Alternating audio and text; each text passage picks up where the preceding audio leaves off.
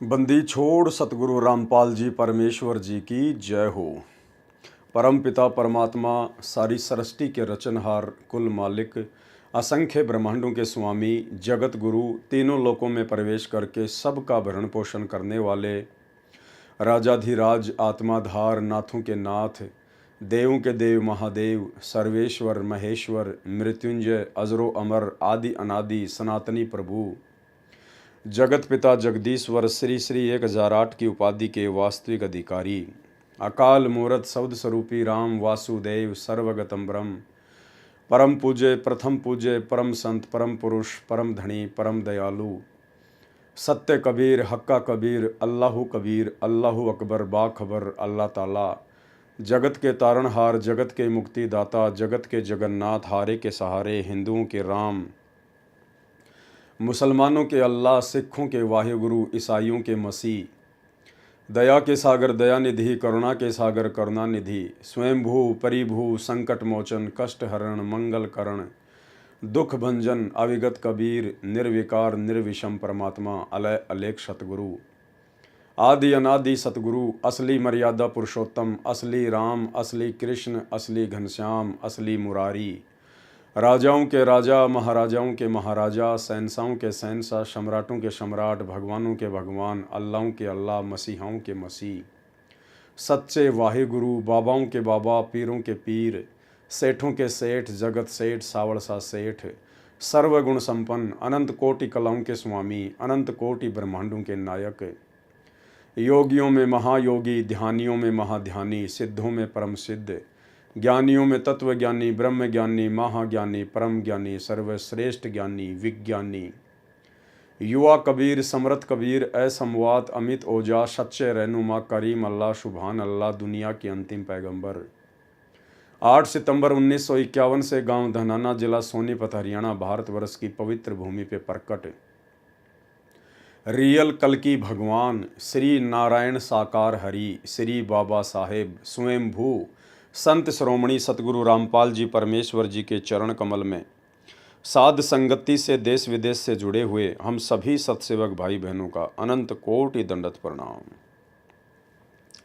सत्साही भाई और बहनों, बहुत बड़ी मेहर बहुत बड़ी दया सतगुरु रामपाल जी परमेश्वर जी की, जिनके विशेष वीआईपी आशीर्वाद से रजा से कृपा से आप और हम सभी भगत भाई बहन साध संगति से जुड़कर भक्ति मार्ग के गूढ़ रहस्यों से परिचित होते जा रहे हैं और गुरुदेव भगवान को अपना बाप मानकर अपना कबीर भगवान मानकर अपना इष्ट पूज्य देव मानकर उन्हीं के तत्व ज्ञान को आधार बनाकर उनके चरणों में अपनी आस्था को अपनी भक्ति को दृढ़ता की ओर लेकर जा रहे हैं। भाई और बहनों, ये सब कुछ इस कलयुग की बिचली पीढ़ी में सतगुरु रामपाल जी परमेश्वर जी के आशीर्वाद से साध संगति से जुड़कर ही संभव हुआ, क्योंकि ये साध संगति केवल परमात्मा कलयुग की बिचली पीढ़ी में ही रखवाते हैं, जीव को मौका देते हैं। साध संगति से जीव की उन सभी शंकाओं का निवारण होता है जो शंकाएं सतगुरुदेव भगवान के गूढ़ सांकेतिक सत्संगों को सुनकर नहीं हो पाता है। फिर साध संगति के माध्यम से परमात्मा अपनी आत्माओं को निमित्त बनाकर समारोह के माध्यम से भगत मिलन के माध्यम से या वर्तमान में जैसे परमात्मा ने विज्ञान दे दी वैज्ञानिक उपकरण दे दिए, तो जैसे हम लाइव आ रहे हैं इस प्रकार वीडियो बनाकर परमेश्वर अपने भक्तों को सद्बुद्धि देते हैं और परमेश्वर अपने उन गूढ़ सांकेतिक सत्संगों को हल्का करवाकर अपने बच्चों तक संदेशे पहुंचाते हैं। तो निसंदेह आज गुरुदेव के आशीर्वाद से साध संगति से ही हमें सतगुरु रामपाल जी भगवान की पहचान हो पाई है कि सतगुरु रामपाल जी कोई सामान्य संत या पुरुष नहीं हैं, कोई सामान्य व्यक्ति नहीं है। ये किसी माँ के गर्भ से जन्म लेकर जेल में लिपटकर आप और हमारी तरह दो कोटि के जीवों के माफिक माँ के गर्भ से बाहर नहीं आए हैं। ये स्वयंभू हैं, ये सर्व सृष्टि को उत्पन्न करने वाला परमेश्वर है। और इन्हें मानुष समझने की गलती यदि इनसे उपदेश लेने के बाद कोई करेगा तो वो व्यक्ति युगों युगों तक कुत्ते की योनि प्राप्त करेगा।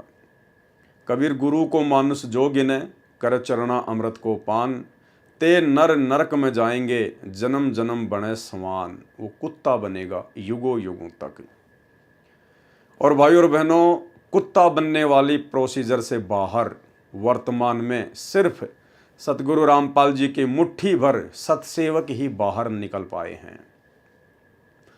अन्यथा सतलोक आश्रमों से जुड़ी हुई 90% संगत, स्वयंभू सतगुरु रामपाल जी परमेश्वर जी का कलयुगी परिवार, आश्रम मैनेजमेंट, ये सभी लोग वर्तमान में भगत होकर भी, सारनाम तक लेकर भी, 20-20 वर्षों से साधना करके भी कुत्ते बनने वाली प्रोसीजर में ही आगे बढ़ रहे हैं। क्योंकि अभी तक इन लोगों के दिलो दिमाग से सतगुरु रामपाल जी परमेश्वर जी की मानुष वाली छवि बाहर नहीं निकल पाई है। ये संत जी को कबीर परमात्मा नहीं मानते हैं, पूर्ण ब्रह्म परमेश्वर नहीं मानते हैं। ये केवल संत रामपाल जी को कबीर जी का अवतार मानते हैं, उनकी भेजी गई कोई आत्मा मानते हैं, उनका दास मानते हैं, उनका संदेश वाहक मानते हैं। और इसीलिए गरीबदास जी कहते हैं कि गुरु मानुष कर जानते वो नर कहिए अंध, और दुखी संसार में फिर आगे काल के फंद। और इस बात का प्रमाण है कि ये लोग अपने गुरु जी को कबीर जी नहीं मानते हैं। सबसे बड़ा प्रमाण है कि जून के महीने में इन लोगों के द्वारा जितने भी श्रद्धालु सतलोक आश्रमों से जुड़े हुए हैं, इनके द्वारा प्रतिवर्ष जून के महीने में एक दाढ़ी मूंछ वाली कबीर जी की समझे जाने वाली काल्पनिक फोटो का कबीर प्रकट दिवस मनाना। अगर इन्हें लगता है कि वर्तमान में वो कबीर सतगुरु रामपाल जी भगवान ही है, तो वर्तमान में जिंदा कबीर के धरती पर प्रकट रहते सहते उनसे उपदेश लेने के बाद फिर भला एक कागज की मुर्दा फोटो को कबीर मानकर, उस दाढ़ी मूंछ वाली फोटो को कबीर परमात्मा मानकर, फिर क्यों जून के महीने में उसका प्रकट दिवस मनाते हो? यदि आपने अपने गुरु को ही कबीर मान लिया तो फिर क्यों उस मुर्दा बेजुबान ना बोलने चलने वाली कागज की कबीर जी की समझे जाने वाली काल्पनिक फोटो को लॉकेट में डालकर अपने सीने से लगाए फिरते हो? क्यों अपने घर पर दरबार साहिब में उस कागज की कबीर जी की समझे जाने वाली नकली फोटो को सजा के रखते हो? इसका मतलब आप लोगों ने अभी तक उस फोटो का पीछा नहीं छोड़ा है। आपकी आस्था उस नकली फोटो में अभी है, और जब तक आपकी आस्था उस कागज के टुकड़े में रहेगी, तब तक आप अपने गुरुजी को सौपन में भी कबीर परमेश्वर नहीं मान पाएंगे।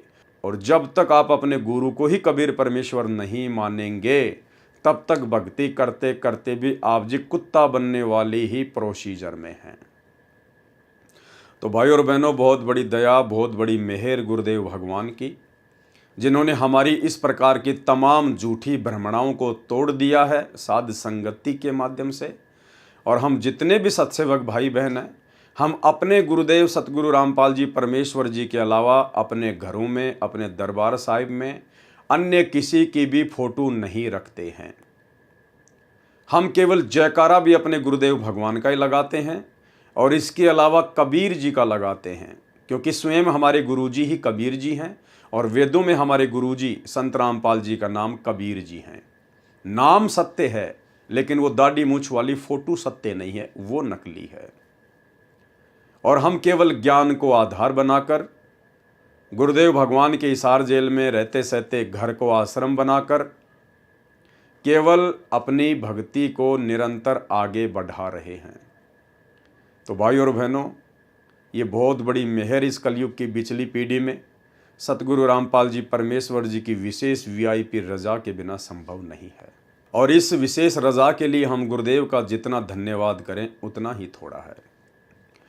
तो भाई और बहनों, आज सृष्टि रचना के माध्यम से क्रोथा कांड के रहस्यों को समझते हुए हमारा ये 6 नंबर का वीडियो है। और यदि आपने 1 नंबर पार्ट से देखना शुरू नहीं किया है, यानी अभी तक आपने वीडियो नंबर 1 से लेकर 5 तक नहीं देखे हैं, तो आपको कुछ भी समझ में नहीं आने वाला है। आप ये वीडियो देखकर अपना समय ही बर्बाद करेंगे। इसलिए आपसे प्रार्थना है, यदि आप समझना चाहते हैं वास्तव में पूरे षड्यंत्र को, पूरे घटनाक्रम को, क्रोथा कांड को, बरवाला कांड को, तो आप जी ने 1 नंबर पार्ट से वीडियो देखना शुरू करना चाहिए। कल जो हमारा 5वें नंबर का पार्ट था, 5वें नंबर का वीडियो था, यदि आपने उस वीडियो को नहीं देखा है तो अब आगे का वीडियो आपको बिल्कुल भी समझ में नहीं आने वाला है, क्योंकि कल का वीडियो हमारा स्वतंत्र कर्मों को लेकर था कि स्वतंत्र कर्म क्या होते हैं और स्वतंत्र कर्म के चलते जीव भक्ति मार्ग में स्वयं के लिए भी बाधा उत्पन्न कर देता है और अपने गुरुदेव भगवान के भक्ति मार्ग में भी बाधक बन के खड़ा हो जाता है। और इसी स्वतंत्र कर्म का नतीजा था 2006 का करोथा कांड और 2014 का बरवाला कांड, और वर्तमान में बरवाला कांड के बाद से 2024 तक जिस प्रकार से संत रामपाल जी परमेश्वर जी की 90% संगत की आध्यात्मिक दृष्टि से दुर्गति की जा रही है, उनके खुद के कलयुगी परिवार के द्वारा, आश्रम मैनेजमेंट के द्वारा, ये सब कुछ उन भक्तों के अपने स्वतंत्र कर्मों का ही नतीजा है। सतगुरु रामपाल जी परमेश्वर जी से उपदेश प्राप्त करने के बाद वे हमें अपने सत्संगों के माध्यम से गारंटी देते हैं कि यदि आप पूर्णतया मर्यादा में रहोगे और मेरे द्वारा दिए गए इन भक्ति मंत्रों का जाप करोगे तो आपके जीवन में कभी भी कोई आपत्ति या कोई संकट नहीं आएगा, काल का कोई भी अटैक आपके ऊपर नहीं होगा। लेकिन भाइयों, सन 2006 में खुद संत रामपाल जी के ऊपर ही आपत्ति आ गई। सन 2014 में खुद संत रामपाल जी के ऊपर ही संकट आ गया। तो हम क्या समझे इस बात से? जो संत दूसरों को गारंटी देता है कि मेरे से उपदेश लेने के बाद और मर्यादा में रहोगे तो आप भक्तों के ऊपर भी कोई आपत्ति नहीं आएगी। हम भगत तो 2 कोटि के प्राणी हैं, 2 कोटि के जीव हैं, मिट्टी के पुतले हैं। लेकिन हमारे गुरुदेव भगवान तो स्वयं परमात्मा हैं, परमेश्वर हैं, अविनाशी हैं। फिर भला इन्होंने कौन सी मर्यादा तोड़ दी होगी जो सन 2006 में बरवाला कांड के माध्यम से उनके ऊपर आपत्ति आई और फिर 2014 में करोथा कांड के माध्यम से आपत्ति आई। भाई और बहनों, हमने इन बातों को समझना पड़ेगा। परमेश्वर जब इस काल के लोक में हम आत्माओं को निकालने के लिए आते हैं तो परमेश्वर का काल के साथ कुछ एग्रीमेंट होता है, और उसी एग्रीमेंट के तहत काल ने परमेश्वर से वचन लिया था कि परमेश्वर आप नीचे जाना, आप जीवों को केवल अपना ज्ञान समझाना, अपने भक्ति विधान के बारे में बताना, समझाना। यदि आपकी बात मान के आपको फॉलो करे, मर्यादा में रहे, केवल उसी आत्मा को आप सतलोक लेकर जाना, अन्य के साथ में जबरदस्ती ना करना। आप किसी भी आत्मा को जबरदस्ती दबाव देकर यहां से ना लेकर जाना। तो परमेश्वर ने कहा कि तथास्तु, ऐसा ही होगा। अब भाई और बहनों, वो क्या गलती थी और किसकी गलती थी जिसके चलते 2006 में करोथा कांड हुआ और 2014 में बरवाला कांड हुआ। 2006 में गुरुदेव को 21 महीने रोहतक की हिसार जेल में बैठना पड़ा और वर्तमान में पिछले 10 वर्षों से हिसार की जेल में बैठे हैं। क्या परमात्मा ने भी कोई मर्यादा तोड़ी है जिस कारण से उनके ऊपर आपत्ति आई है? भाई और बहनों, सृष्टि रचना के माध्यम से हमें ये सारी बातें समझ में आएंगी। उसी के ऊपर लगातार ये वीडियो बनाए जा रहे हैं। परमेश्वर का काल के साथ एग्रीमेंट था और परमेश्वर ने फिर आकर नीचे हमें सारी बातें बताई और परमात्मा ने हमें सावधान करते हुए कहा कि बच्चों, इस काल ने तुम्हें जो मनुष्य जीवन दिया है, जो मनुष्य जन्म दिया है, इसने तुम्हारे संचित कर्मों से 75% पाप और पुण्य निकालकर तुम्हारा ये जीवन निर्धारित किया है। उसके बाद इसने 25% स्वतंत्र कर्म के माध्यम से तुम्हारे को छूट दे दी है। स्वतंत्र कर्मों का सदुपयोग करके तुम अपने कर्म बना सकते हो और 25% उन्हीं स्वतंत्र कर्मों का दुरुपयोग करके तुम अपने जीवन में बाधा भी खड़ी कर सकते हो। और भाई और बहनों, उन्हीं स्वतंत्र कर्मों का दुरुपयोग सतगुरु रामपाल जी परमेश्वर जी के साथ में रहने वाले विशेष सेवादारों ने सन 2006 में किया। और परमात्मा का काल के साथ एग्रीमेंट है कि जब तक हंसा मेरी आना और काल लगे ना तेरा बाणा, कि हे काल, हे ज्योति निरंजन, जब तक मेरे से उपदेश प्राप्त भगत मेरी आन कान में रहेगा, मेरी तमाम मर्यादाओं में रहेगा, तब तक तेरा किसी भी प्रकार का कोई अटैक उनके ऊपर नहीं हो सकता। और अगर मर्यादा ही तोड़ देगा फिर तो कहना ही क्या। तो भाइयों और बहनों, उन सभी आत्माओं ने मर्यादा तोड़ी हुई थी, क्योंकि वो गुरु को परमात्मा नहीं मान पाई थी, गुरुदेव के तत्व ज्ञान को आधार बनाकर भक्ति नहीं कर रही थी, और उन्होंने बात बात पर गुरुदेव को सलाह देना शुरू कर दिया था। और भक्ति मार्ग में अपने गुरुदेव को सलाह देना स्वतंत्र कर्मों का दुरुपयोग है, अपने जीवन का सत्यानाश करना है, जिसके चलते करोथा आश्रम का निर्माण हुआ। और फिर उसी करोथा आश्रम के निर्माण के बाद लगातार सतगुरु रामपाल जी परमेश्वर और उनके भक्तों के ऊपर आपत्तियां आनी शुरू हो गई, क्योंकि वो करोथा आश्रम सतगुरुदेव भगवान को सलाह देकर बनवाया गया था, ना कि सतगुरु रामपाल जी भगवान ने अपनी मर्जी से बनाया था। तो भाइयों और बहनों, इसके अलावा और क्या क्या गलतियां थी, जो गलतियां आज से पहले हमारे खुद के भगत भाई बहनों ने की, जिन गलतियों के कारण वो भी दुखी हुए, परमात्मा से दूर हुए, और सतगुरु रामपाल जी परमेश्वर जी को भी काल के साथ किए गए एग्रीमेंट के अनुसार परेशान होने के लिए बाध्य किया गया। हमने उन्हीं तमाम गलतियों से शिक्षा लेनी है।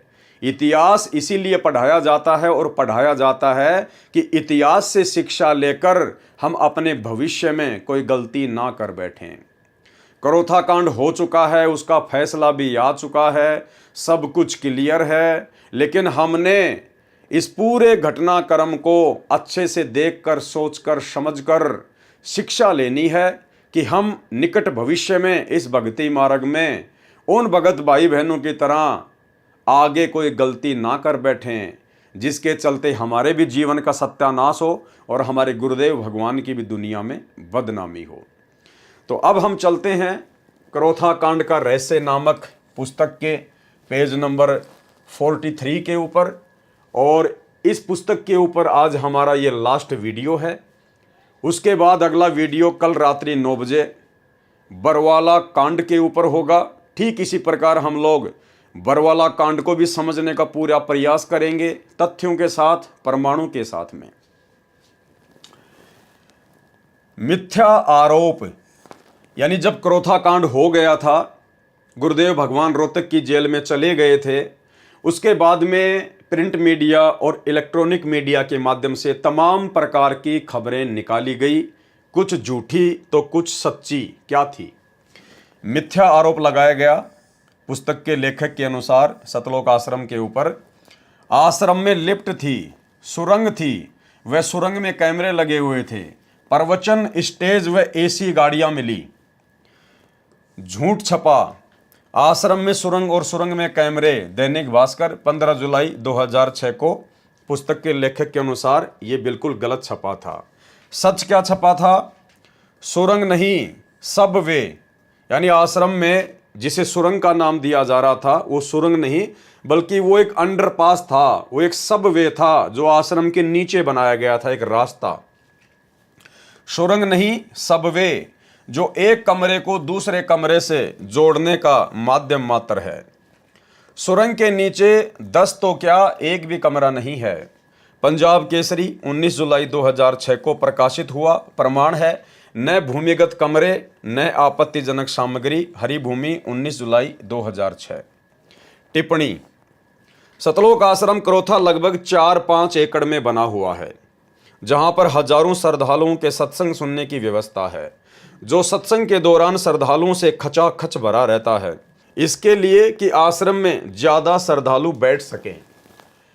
एक नई दूसरी स्टेज बनाई गई जो महाराज जी के विश्रामालय से काफी दूर थी, और भीड़ में स्टेज तक जाने का कोई और जरिया न देखते हुए आश्रम में बंदी छोड़ भक्ति मुक्ति ट्रस्ट ने, यानी आश्रम के सेवादारों ने, आश्रम के भक्तों ने जमीन के नीचे से एक गलियारा सबवे बनाया, ताकि श्रद्धालुओं की भीड़ को भी परेशानी न हो, और सतगुरु रामपाल जी महाराज को भी यह गलियारा सतगुरुदेव के विश्राम करने वाले स्थान से सीधा प्रवचन के स्टेज तक जाता है, और वहां से भक्तों ने अपने गुरुदेव जी को ज्यादा कष्ट न हो ये समझते हुए लिफ्ट वाला आसन लगा दिया।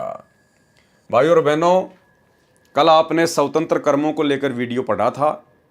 ये 2 गलतियां करोथा आश्रम मैनेजमेंट ने, बड़े बड़े भक्तों ने, उन्हीं स्वतंत्र कर्मों का ज्ञान को आधार ना बनाकर दुरुपयोग किया और उन भक्तों के द्वारा इस प्रकार से स्वतंत्र कर्मों का दुरुपयोग करने के चलते करोथा कांड के बाद में यही सब बातें मीडिया के माध्यम से गुरुदेव भगवान की और शतलोक आश्रम करोथा की बदनामी का कारण बना। क्या लिखा जा रहा है भगत विजय दास के द्वारा, जिसने पुस्तक लिखी है कि आश्रम में बंदी छोड़ भक्ति मुक्ति ट्रस्ट ने,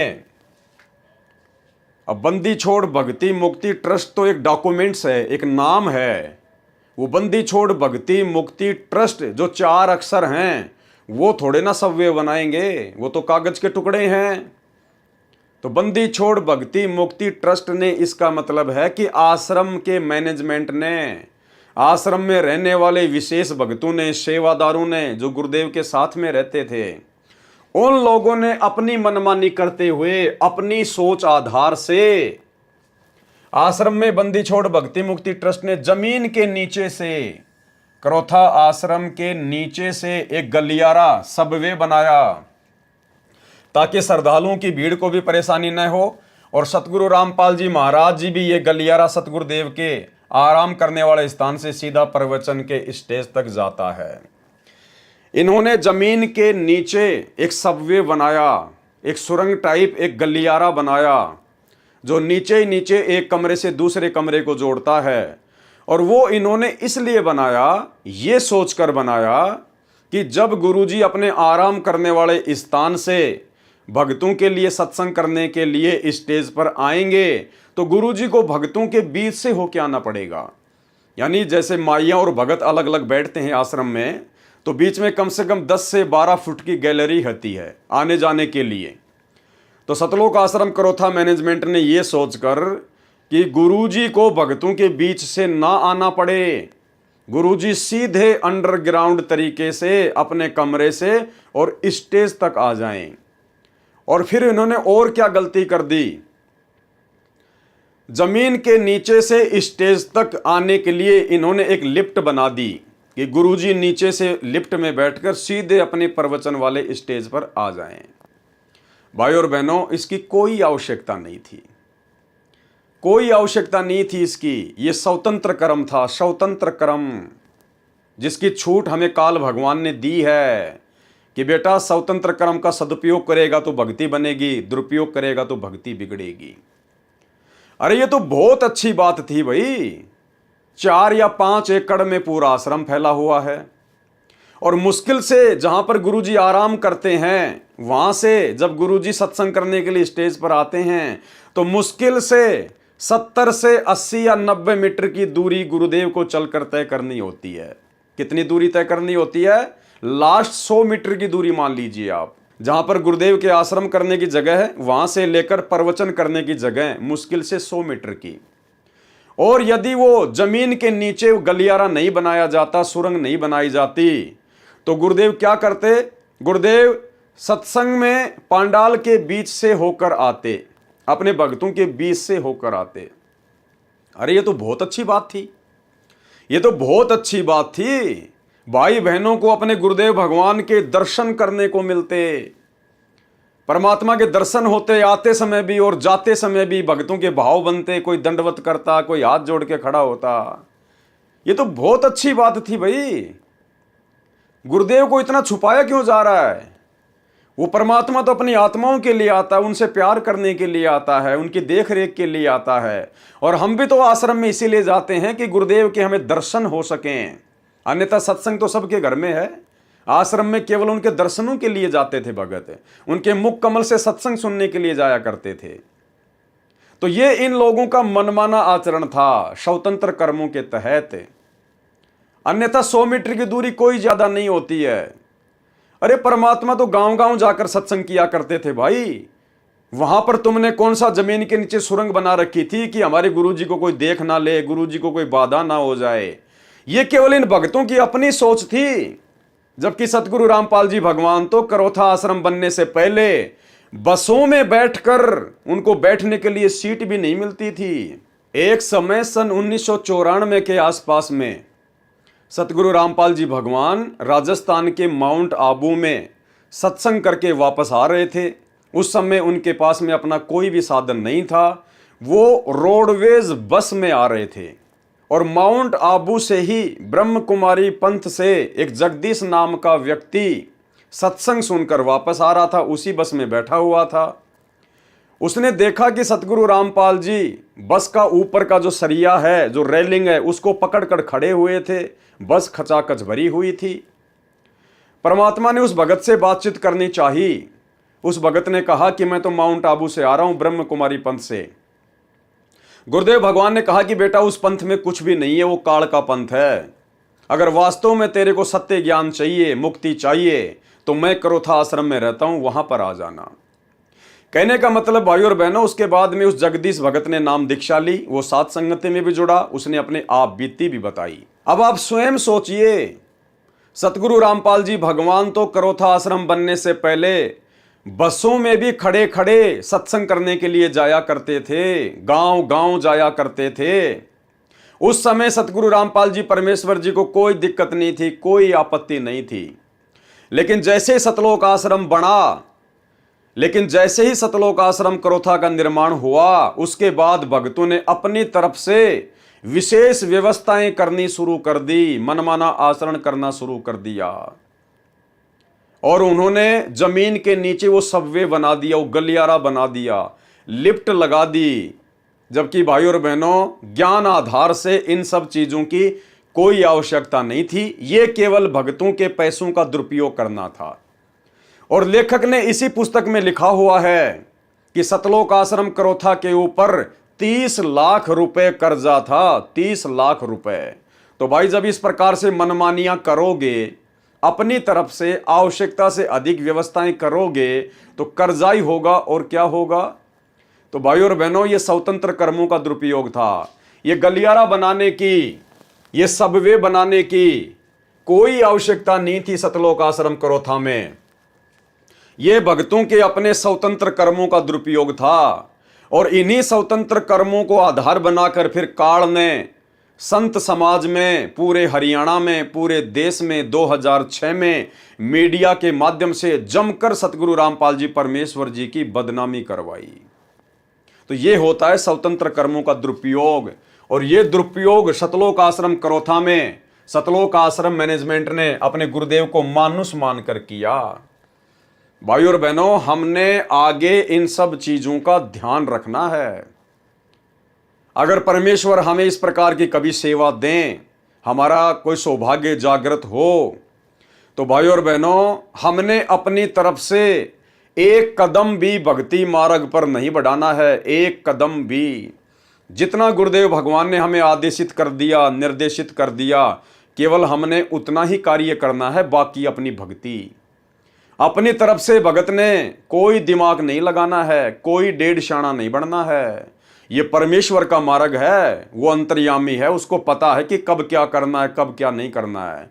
परमेश्वर को सलाह देना, अपना सत्यानाश करना है।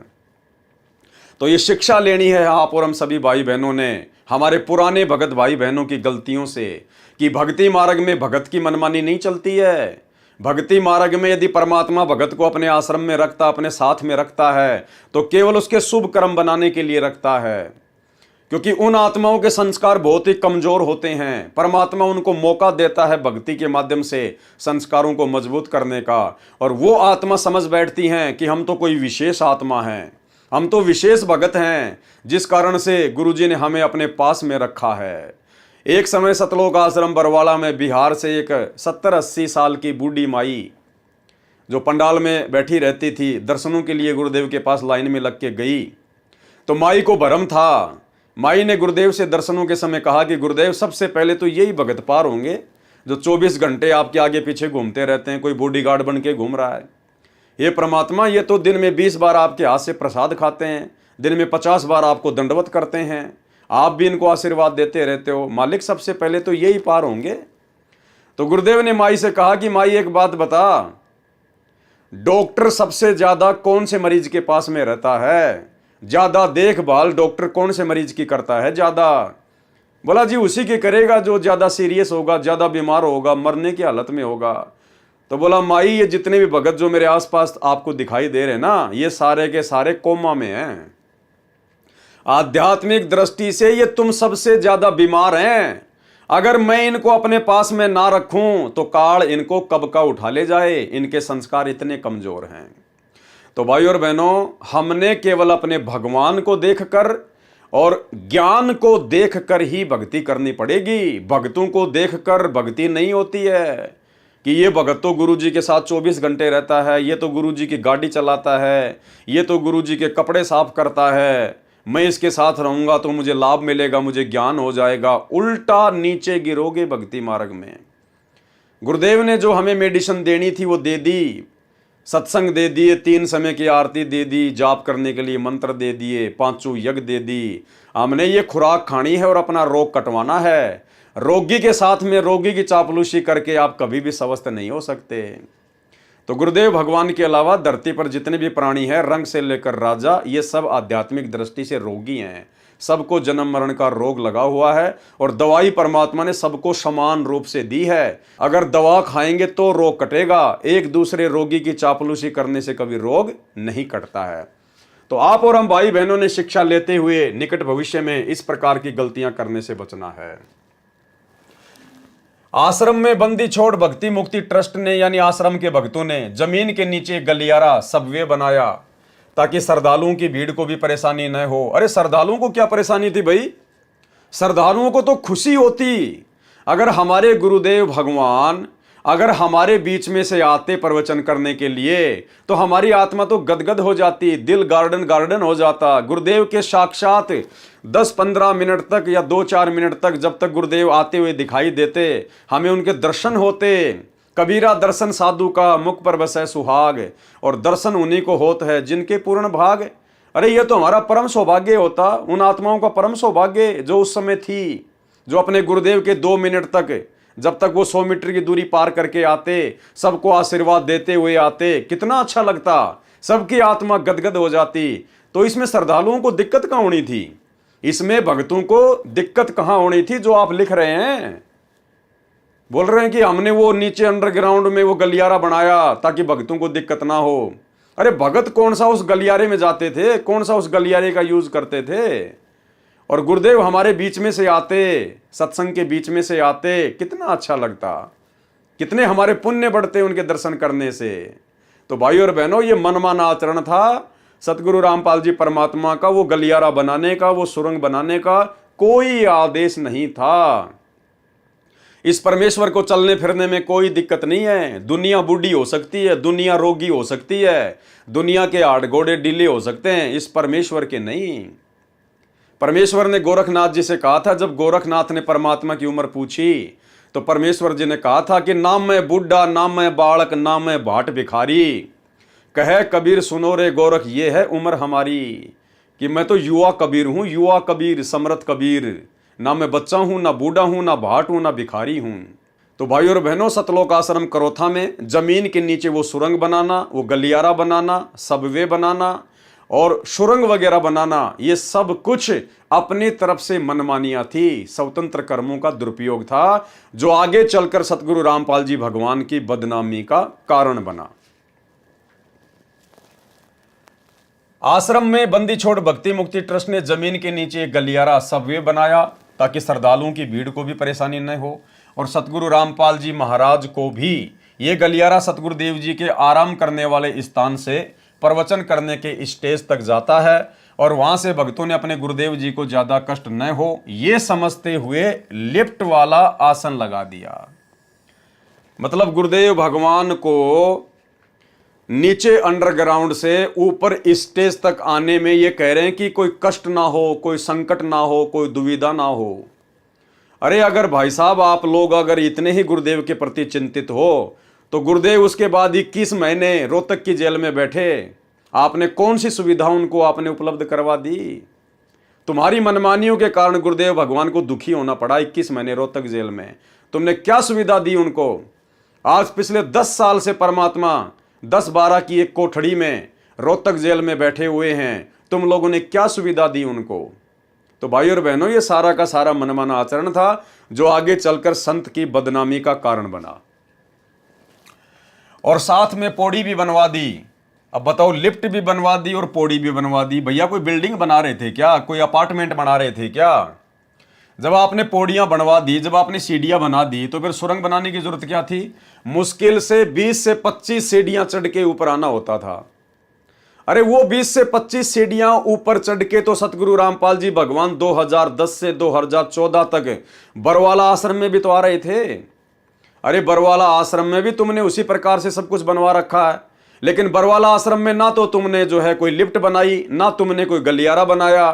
तो बरवाला आश्रम में भी तो उसके बाद गुरुजी पौड़ियां चढ़ के आते थे, तो बरवाला आश्रम में भी लिफ्ट लगवा देते गुरुदेव भगवान के लिए।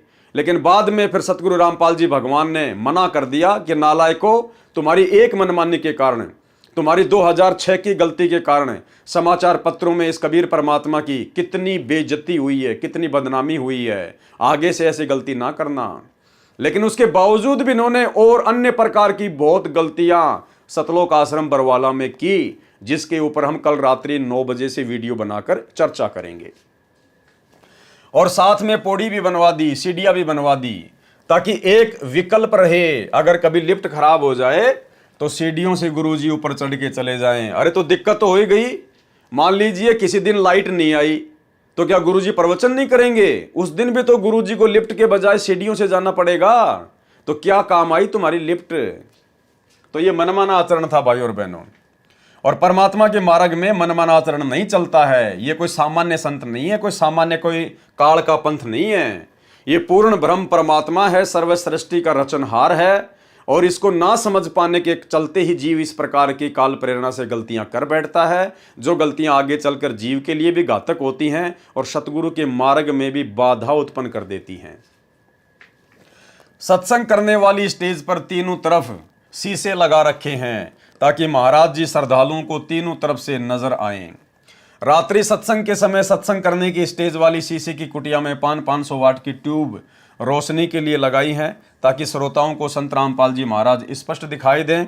जिस कारण कुटिया में गर्मी अत्यधिक हो जाती है, इसलिए उसमें एसी का लगना भी अति आवश्यक है। इसमें कोई दिक्कत नहीं है। अच्छी रोशनी करना और गुरुदेव भगवान आराम से सत्संग करें, उसके लिए एसी लगाना, ये नॉर्मल बात है। इसमें कोई बड़ी बात नहीं है, बहुत अच्छा काम है। लेकिन वो लिफ्ट बनाना खाली 20-30 सीढ़ियों के लिए और खाली 100 मीटर की दूरी मुश्किल से तय करने के लिए सुरंग बना देना, यह समझदारी नहीं थी। इसलिए उसमें एसी का लगना भी अति आवश्यक है। वास्तविकता तो यह है, अब आप स्वयं विचार करें कि इसमें एसी कौन सी चीज है जो पुलिस नहीं जानती। आगे चलिए भाई और बहनों, फिर क्या न्यूज छपी? मिथ्या आरोप, ये संत है 400 कैंटर का मालिक। अखबारों में उसके बाद में न्यूज आई कि संत रामपाल जी 400 ट्रकों का मालिक है। कैंटर यानी बड़े बड़े जो ट्रक आते हैं, जो मालगाड़ी जैसे ट्रोले, कि संत रामपाल जी के पास में 400 कैंटर हैं, इनका ट्रांसपोर्ट का काम है। अब वो क्या था ट्रांसपोर्ट का काम, क्या थे वो कैंटर, किसके वो कैंटर थे, ये यहां पर लिखा गया है। मिथ्या आरोप, ये संत है 400 कैंटर का मालिक। झूठ छपा, क्या छपा झूठ? नया खुलासा, पूना में है ट्रांसपोर्ट का कारोबार। दैनिक भास्कर 17 जुलाई 2006 में टिप्पणी की है लेखक ने। यह खबर भी बिल्कुल गलत व झूठी है। संत रामपाल जी महाराज का ट्रांसपोर्ट तो क्या किसी भी प्रकार का कोई कारोबार नहीं है, जिसकी जांच पुलिस प्रशासन ने भी अच्छी तरह से कर ली है और आगे भी कभी भी कर सकती है। लेकिन कम से कम बिना जांच किए ही ऐसी निराधार खबर तो नहीं छापनी चाहिए। इसमें चाहे प्रशासन हो या मीडिया, ये सब उनके कर्तव्य के अनुरूप तो नहीं है और ऐसे जनता के साथ खिलवाड़ हो रहा है। अब क्या लिख रहा है लेखक? पूना में, यानी महाराष्ट्र शहर के पूना में सतगुरु रामपाल जी महाराज का एक शिष्य है, जिसका ट्रांसपोर्ट का कारोबार है। अब यदि शिष्य की ट्रांसपोर्ट को ही संत जी की ट्रांसपोर्ट बोलते हैं, फिर तो ऐसे भगत भी हैं जिनकी एक छोटी सी दुकान ही थी और उस दुकान को ही शरारती तत्वों ने 11-12 जुलाई 2006 को आग लगाकर जला दी। अच्छा हुआ कि यह खबर नहीं आई कि जो दुकान जली है, हो सकता है उसमें संत रामपाल जी का हिस्सा हो। भाई और बहनों, असल में मामला क्या है, जब सतगुरु रामपाल जी भगवान महाराष्ट्र के पूना में सत्संग करने गए थे, तो वहाँ किसी भगत को उनका ज्ञान समझ में आ गया। भगत ने नाम उपदेश ले लिया, पूरे परिवार में केवल अकेले ने। घर वालों ने काफ़ी विरोध किया, लेकिन उसने एक नहीं सुनी।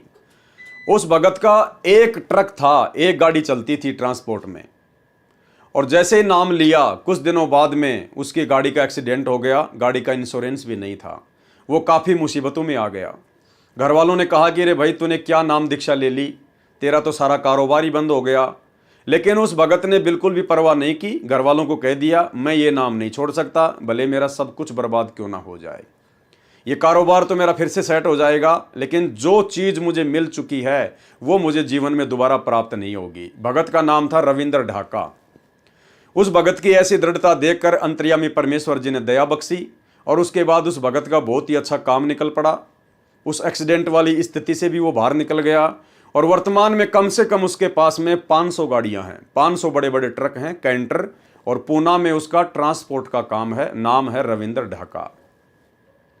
अब भाई और बहनों, उसके बाद में क्या होता है, उसी रविंद्र ढाका की उस ट्रांसपोर्ट को निमित्त बनाकर, क्योंकि मीडिया को तो मिर्च मसाला लगाकर अपनी पब्लिसिटी चाहिए होती है, तो मीडिया ने इस प्रकार की बातें छाप दी कि बाबा का तो महाराष्ट्र के पूना में बहुत बड़ा ट्रांसपोर्ट का काम है, 400 गाड़ियां चलती हैं, कैंटर चलते हैं।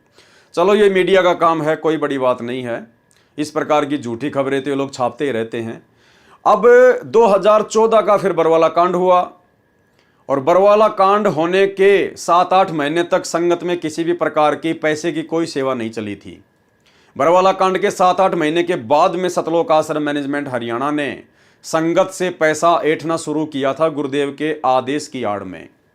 और सबसे पहले इन्होंने जो संगत में पैसे की सेवा चलाई थी वो एक जमीन के नाम पर चलाई थी, कि हमने बरवाला कांड से पहले बरवाला आश्रम के पास में 60 एकड़ जमीन का सौदा किया हुआ था। 32 करोड़ में 5 करोड़ हमने दे दिए थे, 28 करोड़ हमारे को और चाहिए।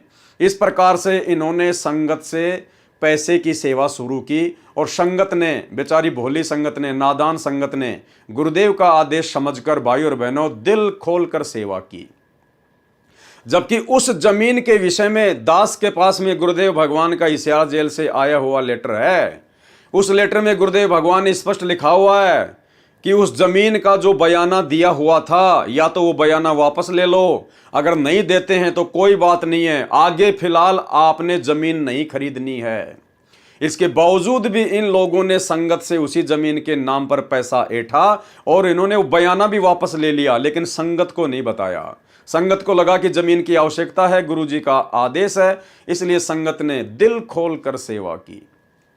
तो भाई और बहनों, उस सेवा से पहले गुरुदेव का छोटा भाई महेंद्र, जो कि भगोड़ा बन के घूम रहा था, बरवाला कांड के बाद में पुलिस से बचकर भाग रहा था, उसको कुछ पैसों की आवश्यकता पड़ी अपनी सेटिंगबाजी करने के लिए या जैसी भी थी। तो उसने इसी रविंद्र ढाका से कहा कि रविंद्र ढाका जी, हमें कुछ पैसे चाहिए। तो रविंद्र ढाका ने उसको मना कर दिया। बोलो, भैया तू मेरा गुरु थोड़ी है। अरे मैं आश्रम में दान करता था तो मैं अपने गुरुजी को करता था, मेरे गुरुजी थे उस समय। तू भाई मेरा गुरु थोड़ी है जो मैं तेरे को पैसा दे दूं, तो मेरा गुरु भाई है, मैं कोई मूर्ख थोड़ी हूं। गुरु बिन दान पुण्य जो करी ही, मिथ्या होए कबू न फल ही। तो रविंद्र ढाका और महेंद्र की आपस में खींचातानी हो गई। अब चूंकि महेंद्र सतगुरु रामपाल जी परमेश्वर जी के कलयुगी परिवार का हिस्सा है, उसके ऊपर संगत ज्यादा विश्वास करेगी नादानी में। तो सतगुरुदेव के छोटे कलयुगी भाई महेंद्र ने हिसार जेल का नाम बताकर और एक झूठा लेटर उस रविंद्र ढाका के नाम पर निकाल दिया कि भाई हिसार जेल से गुरुजी ने तेरे नाम का लेटर लिख के भेजा है, और ये लेटर पढ़ ले, इस लेटर में क्या लिखा हुआ है। भाई और बहनों, वो लेटर दास अब आपको पढ़ाएगा। 2015 का वो लेटर है, और दास के पास में 2014 बरवाला कांड के बाद से सारे एविडेंस है, सारे सबूत हैं, जो जो गलतियां इन्होंने की नादानी में, वो लेटर दास आपको दिखाएगा। उस लेटर को पढ़ने के बाद में भाई और बहनों, आप जी खुद निर्णय कर लेना कि आपके सर्व समर्थ गुरुदेव भगवान को, आप और हमारे पूज्य परमेश्वर जी को उस लेटर के माध्यम से मात्र 50 लाख रुपए के लिए कितना बेबस और लाचार दिखाया गया है। कितना बेबस और लाचार। गुरुदेव प्रार्थना कर रहे हैं उस रविंद्र ढाका से उस लेटर में कि भाई मुझे उधार दे दे, उधार। क्या ये परमात्मा उधार मांगेगा क्या? जो तीनों लोकों में प्रवेश करके सबका भरण पोषण करता है, ये उधार मांग के अपनापन चलाएगा? ये उधार मांग कर अपना काम करेगा क्या? जो दुनिया को हीरे मोती लाल देता है, ये उधार मांगेगा? लेकिन इनके नाम से वो लेटर निकाला गया। तो सोचिए, गुरुजी का परिवार गुरुजी को क्या मानता है? मानुष से ज्यादा नहीं मानता। देखिए वो लेटर, ये है भाई और बहनों वो लेटर। अब काफी बार इसको इधर उधर करते समय थोड़ा सा ये धुंधला सा हो गया है, लेकिन फिर भी आपको दिखाई दे रहा होगा। सर्व भक्तों से निवेदन, पता चला है कि सेवादार आपस में मिलकर नहीं चल रहे। यानी महेंद्र ने अपनी सूझबूझ से बाहर की परिस्थितियों को देखकर लिखा गुरुदेव के नाम की तरफ से कि भाई गुरुजी कह रहे हैं कि मुझे पता चला है कि सेवादार आपस में मिलकर सेवा नहीं कर रहे। क्योंकि बरवाला कांड के बाद में भाई और बहनों राग द्वेष ईर्ष्या ज्यों की त्यों थी इनके अंदर, जैसा बरवाला आश्रम में थी। पता चला है कि सेवादार आपस में मिलकर नहीं चल रहे हैं। आप मिलकर सेवा करो। आपको पता है कि हम किस भयंकर दौर में हैं। समुद्र में नौका है, आप उसमें लड़ रहे हो, इसलिए आप स्वयं ही डूबोगे। शांति से रहो, मेरी आत्मा मत दुखाओ। ये दास तो आप पर बहुत उम्मीद लगाए बैठा है।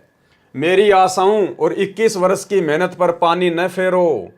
विजय निकट है। विश्व भर का मानव आपका सदा ऋणी रहेगा। यानी इस प्रकार की बातें उस महेंद्र के द्वारा लिखना गुरुदेव की आड़ में रविंद्र ढाका से 50 लाख रुपए ऐंठना था। सरकार मैदान छोड़ने वाली है। अब बताओ भाई और बहनों, अगर ये गुरुदेव का लेटर होता तो उनके वचन कभी फैल नहीं हो सकते, मिथ्या नहीं हो सकते। सरकार ने तो आज तक अपना मैदान नहीं छोड़ा, 10 साल हो गई। तो ये किसके द्वारा लिखा गया होगा ये लेटर? आप जी स्वयं निर्णय कर लेना। सरकार मैदान छोड़ने वाली है, आप मिलकर संघर्ष करो। आप दिनांक 11/8/2015 को पूरा जोर लगा दो संगत को हिसार लाने के लिए। भाई क्यों बुलाएंगे हमारे गुरुदेव संगत को हिसार में? संगत का क्या काम है? पुलिस प्रशासन ने गुरुजी को कोर्ट में पेश किया, कोर्ट ने गुरुजी को हिसार जेल में बैठा दिया। अब तो वकीलों का और जजों का काम है। संगत क्या निर्णय करेगी? क्या संगत गुरुजी को सजा सुनाएगी क्या, या उनको बरी करेगी? संगत का क्या काम था हिसार की तारीखों पर? लेकिन इस प्रकार से लेटर निकालकर काल प्रेरणा से, ये स्वतंत्र कर्म है भाई और बहनों, ध्यान रखना। ये स्वतंत्र कर्मों के तहत सब कुछ काल प्रेरणा से हो रहा था। संगत का भला हिसार में क्या काम? कोई काम नहीं था। लेकिन देखो गुरुदेव का आदेश बताकर किस प्रकार से षड्यंत्र रचा गया। पूरा जोर लगा दो संगत को हिसार लाने के लिए, चाहे मेरी वीसी से पेशी क्यों ना हो। आप फटियों पर निमन वाक्य लिखना, यानी हाथ में बोर्ड लगा लगा के, और क्या लिख के लेके आना है? संत रामपाल दास व अनुयायियों पर झूठे मुकदमे बनाए हैं।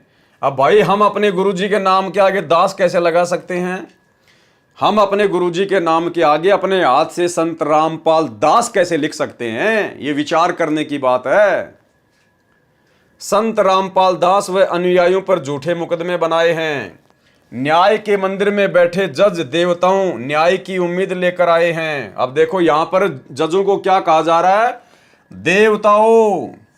जबकि 2014 बरवाला कांड से पहले तो उन्हीं जजों के खिलाफ पुस्तकें छापी गई, पता नहीं क्या क्या बातें उनके खिलाफ लिखी गई। भ्रष्ट है, भेड़िया है, पता नहीं क्या क्या उनको भड़का दिया गया बरवाला कांड करवाने के लिए स्वतंत्र कर्मों के तहत। अब यहां पर जजों के लिए महेंद्र जी देवता शब्द का यूज कर रहे हैं और कह रहे न्याय की उम्मीद लेकर आए हैं।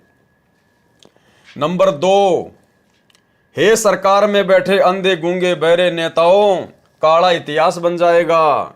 सता रहे हो निर्दोष संत और भक्तों को, तुम्हारा कुल का नाश हो जाएगा। नंबर 3, याद ताजा कर दी रावण कंस हिरणाकुश के अत्याचारों की, कभी सुनेगा भगवान हम निर्दोष बेसहारों की। नोट, आप छोटा सा पैम्पलेट बनाकर भी ये वाक्य बांट सकते हो। 30/7/2015 को, 31/7/2015 को यदि आप उचित समझें तो ऊपर लिखे वाक्यों को पंपलेट उसमें यह लिखकर कि कृपया जाने बरवाला की घटना का सच, पुस्तक बरवाला कांड की घटना की सच्चाई से आप हिसार कोर्ट से सब जजों के कार्यालय में ये पंपलेट तथा पुस्तक बरवाला की घटना की सच्चाई बांट सकते हैं। डरना नहीं है, कुछ बहनें भी इस कार्य को कर सकती हैं, जिनको जेल भी जाना पड़े तो कोई परेशानी न हो। देखो, परमात्मा इस प्रकार से नहीं करवा सकते अपने बच्चों से भाई और बहनों, और ना परमात्मा ये लिखेंगे कि जेल जाना पड़ जाए तो कोई दिक्कत नहीं है, क्योंकि जेल तो हो चुकी गुरुदेव भगवान को, जो होना था वो तो हो गया। अब भगत उसमें क्या कर सकते हैं? भगत केवल गुरुदेव का ज्ञान प्रचार कर सकते हैं, बैठ के अपनी भक्ति कर सकते हैं। बहनें तथा ऐसे ही भगत भाई, निडर होकर यह पुस्तक जजों की मेज पर रखो। पंपलेट में आप ये वाक्य भी लिख सकते हो कि फटियों तथा बैनरों पर प्रिंट कर रखे हैं। पुस्तक बरवाला की घटना की सच्चाई जो पहले छपा रखी है वह भी चलेगी, तथा बाद में भविष्यवाणियां लिखने को कहा था वह भी चलेगी। भिवानी वाले भक्तों से कहो कि वे आपसी खींचातानी करके कर्म खराब न करें। बहन अनीता को कहो कि वह अपने पति को कुछ भी कार्यक्रम की जानकारी ना दे। आप भगत नानक भिवानी वाले को न बदलें, क्योंकि बात तो अनीता का पति खराब कर रहा है। उनको अपने कार्यक्रम की जानकारी ना दें। यदि आप समझे कि कोऑर्डिनेटर बदलना अनिवार्य है तो बदल दें। यानी सब कुछ गुरुजी के नाम की आड़ में महेंद्र कर रहा था। सब कुछ, किसको बदलना है, किसको चेंज करना है, संगत में आपस में कौन राग द्वेष कर रहा है, किसको हटाना है, किसको लगाना है। जो हाई कोर्ट चंडीगढ़ में अर्जी लगानी है मुकदमा नंबर 429, 430 वापस तथा 428 की धारा तुड़वाने की, वे 1/8/2015 से पहले डालकर प्रोसीडिंग स्टे प्राप्त करें। भगत सतदेव से पूछकर वकील RS हुड्डा की हिसार केसों की फीस केवल मेरे वकालतनामे की ही दें। अब देखिए, आ गया भगत रविंद्र का नाम यहाँ पर भाई और बहनों, उसी रविंद्र ढाका का नाम आ गया जिसके 500 कैंटर चलते हैं। अब गुरुदेव की तरफ से उस महेंद्र ने क्या लिखा है, आप जी खुद विचार कर लेना ज्ञान आधार से। क्या हमारे गुरुदेव भगवान इस प्रकार से अपनी लाचारी जाहिर करेंगे? भगत रविंद्र ढाका से कहना कि 50 लाख रुपए का प्रबंध कर, गुरुजी का आदेश है, खर्चा बहुत हो रहा है, भगत मोहनलाल को देना है। ये मोहनलाल कौन है? ये वही महेंद्र है। इसने पुलिस के डर से अपना नाम बदल लिया था बरवाला कांड के बाद में, मोहनलाल। ये महेंद्र से मोहनलाल बन गया था। तो क्या कह रहा है? गुरुजी का नाम लेके लिख रहा है कि वो पैसा भगत मोहनलाल को देना है, यानी महेंद्र को देना है। जितना जितना आवश्यक पड़ने पर देता रहे, उधार लेना है, बाद में दे देंगे। क्या सतगुरु रामपाल जी भगवान कभी अपने भगत से उधार पैसा लेंगे? और ऐसा कौन महान नीच, महान नालायक भगत होगा जो अपने गुरुजी को उधार पैसा देगा? अरे गुरुजी को तो दान दिया जाता है, सर्वस्व न्यौछावर कर दिया जाता है। कौन ऐसा गुरु होगा जो अपने भगत से उधार पैसा मांगेगा? और मान लो गुरु ने मांग लिया, उसकी परीक्षा हो सकती है, तो कौन ऐसा महानीच भगत होगा जो उधार पैसा अपने गुरुजी को देगा और फिर वापस लेने की उम्मीद रखेगा? तो भाई और बहनों, ये शब्द सतगुरु रामपाल जी भगवान के नहीं है। आपने किसी भी सत्संग में नहीं सुना होगा। हमेशा परमात्मा यही कहते हैं कि इस दास ने किसी से एक नए रुपए की कभी डिमांड नहीं करी। कभी भी एक नए पैसे की डिमांड इस दास ने नहीं की, और ना कभी किसी की कोई पर्ची काटी। सुनिए छोटा सा सत्संग। कहते नट पेरना कांदर सासी मांग्या कर बठियारे, अर्जुन की लो लगे सतपुरुष ते वो तो मोती देवे उदारे, टूका कारण फिरे कुकरा 70 घर फिर आवे, ये तो लक्षण नहीं संत के क्यों बाणा वृद्ध लजावे। अपनात्मा इस दास ने सन 1994 से आदेश हुआ था पूज्य गुरुदेव का दीक्षा देने का। 94 और 95 के मई तक तो दास सर्विस भी करता रहा, सैटरडे संडे को सेवा भी करता रहा, सब खर्चा अपनी जेब से आप ही करता था। फिर परमात्मा की दया से इतना सेवा बढ़ गई, नौकरी भी त्यागनी पड़ी। दास जूनियर इंजीनियर की नौकरी करता था। उससे लेकर आज तक एक नया पैसा किसी से नहीं कहा दान दे दे या कोई पर्ची काटी हो। और आप देख रहे हो भगवान के दरबार में क्यों परमात्मा इतना देता है अपनी प्यारी आत्माओं को। और फिर उमंग भरता है, करे कराव साइया मन में लहर उठा, दादू से दरजीव के आप बगल हो जा। तो यहाँ देख लो कि कैसा मालिक की दया है, सब तरह की व्यवस्था है, और आज तक एक ना पैसा नहीं मांगा दास ने। तो कहते हैं जो मांगे सो बड़ुआ कहिए, दर दर फिरे अज्ञानी, और जोगी जोग संपूर्ण जिसका मांगना पीवे पानी। तो ये कहते हैं गरीबदास साहिब जी कह रहे हैं कि उत्तर पश्चिम पूर्व पश्चिम उत्तर दक्षिण ये फिरदा दाने दाने नू, और सर्व कला सतगुरु साहिब की हरियाए हरियाणे नू। गरीबदास कहते कबीर साहब आए भगवान हरियाणे नू, और तो मांगते फिर उधर धक्के खाते फिर उस भगवान को पहचानो। तो बताओ भाई और बहनों, अब वही परमात्मा एक भगत के आगे भिखारी बनेगा, एक भगत के सामने इस प्रकार से लाचारी पेश करेगा, और वो भी परम संत सतगुरु रामपाल जी भगवान जो पूरी सृष्टि को दे रहे हैं। तो देखिए भाई और बहनों, किस प्रकार से गुरुदेव भगवान की आड़ में और उनके भाई के द्वारा, कलयुगी भाई के द्वारा काल प्रेरणा से किस प्रकार के शब्द लिखे जा रहे हैं। ये हैं स्वतंत्र कर्म, ये स्वतंत्र कर्म है भाई और बहनों, ये भोगने पड़ेंगे, फिर आगे चलकर ये भोगने पड़ेंगे। हमने शिक्षा लेनी है, शिक्षा हमने केवल उतना ही करना जितना गुरुजी ने सत्संगों में बता दिया। उसके बाद भाई और बहनों आंखें और कान बंद कर लेने हैं, अपनी रोजी रोटी का धंधा ईमानदारी से, बाकी जितना गुरुजी ने सत्संग कर दिए वही आदेश फॉलो करते हुए अपनी भक्ति करनी है। ये ड्रामेबाजी वही करता है जो गुरु को मानुष मानता है, जो गुरु को अपने जैसा दो कोड़ी का जीव मानता है। अब ये महेंद्र दास कहां से संत रामपाल जी को परमात्मा मान लेगा, भगवान मान लेगा। अरे भैया, भाई भाई आपस में एक ही परिवार में रहते हैं, बचपन में भी रहते हैं, जवानी में भी रहते हैं, और छोटी छोटी बातों को लेकर, कभी जमीन को लेकर, कभी घर की औरतों को लेकर, छोटी छोटी बातों को लेकर कासूनी भी हो जाती है, खेचातानी भी हो जाती है। ये तो घर घर की राम कहानी है। तो आगे चलकर वो महेंद्र कैसे संत रामपाल जी को परमात्मा मान लेगा, कबीर जी मान लेगा, कभी शौपन में नहीं मान सकता। तो गुरु को मानुष मानने के चलते स्वतंत्र कर्मों का दुरुपयोग करते हुए यहां पर इस प्रकार की बातें लिखी जा रही हैं। भगत रविंद्र ढाका से कहना कि 50 लाख रुपए का प्रबंध कर, गुरुजी का आदेश है, खर्चा बहुत हो रहा है, भगत मोहनलाल को देना है, जितना जितना आवश्यकता पड़ने पर देता रहे, उधार लेना है, बाद में दे देंगे उसको। नोट आगे क्या कहा गया, फिर महेंद्र के द्वारा रविंद्र ढाका को डराया गया है कि पैसे नहीं देगा तो फिर देख ले। नोट, रविंद्र ढाका क्या उत्तर देता है मुझे बताना। कोर्ट में पुस्तक बरवाला कांड की घटना बांटने के लिए सीमा जयपुर, रानी पानीपत और जो भी बहनें आश्रम में रहती थी वे सेवा कर सकती हैं। गुरुजी कभी भी अपनी शिष्या के लिए बहन शब्द का यूज नहीं करेंगे। गुरुजी बहने शब्द का यूज नहीं करेंगे, क्योंकि उन लड़कियों की उम्र 2014 बरवाला कांड के समय मात्र 20 या 25 साल की थी। तो गुरुजी उनके लिए बहने शब्द का प्रयोग नहीं करेंगे, बेटी शब्द का प्रयोग कर सकते हैं, बेटी शब्द का। तो भाई और बहनों, ये महेंद्र के द्वारा लिखा गया है सतगुरु रामपाल जी भगवान की आड़ में। रोहतक कोर्ट में भी बांट सकते हैं। संत रामपाल दास 25/7/2015 को ये लेटर निकाला गया। तो आपकी आंखों के सामने है भाई और बहनों। अब आगे चलते हैं पेज नंबर 50 के ऊपर। और क्या झूठे आरोप लगाए गए मीडिया के द्वारा, जो लेखक ने लिखा है। मिथ्या आरोप। संत रामपाल जी खुद को कभी हनुमान का अवतार बताते थे तो कभी कबीर का, खुद को जगत गुरु और भगवान बताते थे। तो लेखक जो भगत है वो क्या लिख रहा है, टिप्पणी। संत रामपाल जी के सत्संग की सैकड़ों वीडियो सीडी, ऑडियो कैसेट व ऑडियो सीडी बनी हुई हैं और भगत समाज में वितरित हो चुकी हैं, और 5-6 पुस्तकें भी छपी हुई हैं, वो भी भगत समाज में वितरित हो चुकी हैं।